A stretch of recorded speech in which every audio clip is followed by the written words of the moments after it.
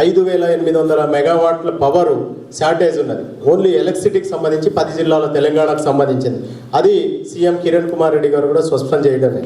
తర్వాత lift irrigation గురించి మాట్లాడితే 8500 మెగావాట్లు పవర్ అవసరం. టోటల్గా క్యాల్కులేట్ చేసుకున్నట్టయితే 14300 మెగావాట్ల యొక్క పవరు తెలంగాణ ఏరియాలో కట్టాల్సిన ఆవశ్యకత ఉంది.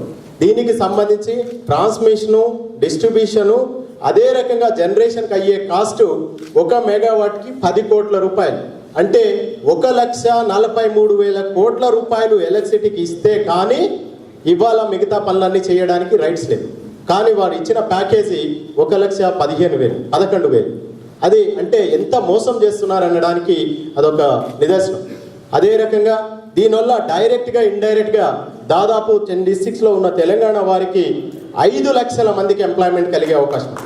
డైరెక్ట్గా పర్ మెగావాట్కి ఒక్కరి నుంచి ఇంజనీర్ అయితే సపోర్టింగ్ స్టాఫ్గా 9 మందిని, అంటే యావరేజ్న 10 మంది డైరెక్ట్ ఎంప్లాయ్మెంట్. అంటే 1,40,000 మందికి డైరెక్ట్ ఎంప్లాయ్మెంట్ వచ్చే అవకాశం ఎలక్ట్రిసిటీలో ఉంది ముందు.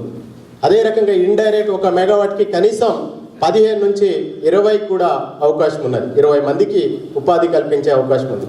ఇది ఇటువంటి ప్యాకేజీలు కానీ ఏమీ వద్దని తెలంగాణ కావాలనే ఏజెండాతో ముందుకెళ్తున్న తెలంగాణ ఎలక్ట్రిసిటీ ఇంజనీర్స్ అసోసియేషన్ ఏ ఉద్యమానికైనా సిద్ధంగా ఉంటామని తెలియజేస్తూ, తెలంగాణ జేఏసీ మొన్న ఢిల్లీలో ఒక ఆల్ పార్టీ మీటింగ్కి కండక్ట్ చేసినప్పుడు సార్ కేశవరావు గారిని అక్కడ వచ్చిన ఆల్ నేషనల్ పార్టీస్ చాలా అభినందనలుగా ముంచెత్తినారు. విషయం ఏంటంటే, నేషనల్ లీడర్గా ఒక లుక్ ఉన్న మీరు ఒక ప్రాంతీయ పార్టీకి అది ఉద్యమ స్పిరిట్తో వెళ్ళడం అనేది మమ్మల్ని చాలా కదిలించింది.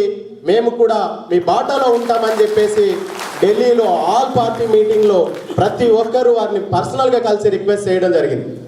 అందులో భాగంగానే ఇవాళ కోర్ కమిటీ మీటింగ్ కానివ్వండి, సిడబ్ల్యూసి మీటింగ్ కానివ్వండి, ఈ 2 జరిగినాయి. లేదా తెలంగాణ గురించి ఢిల్లీలో చర్చ జరుగుతుంది.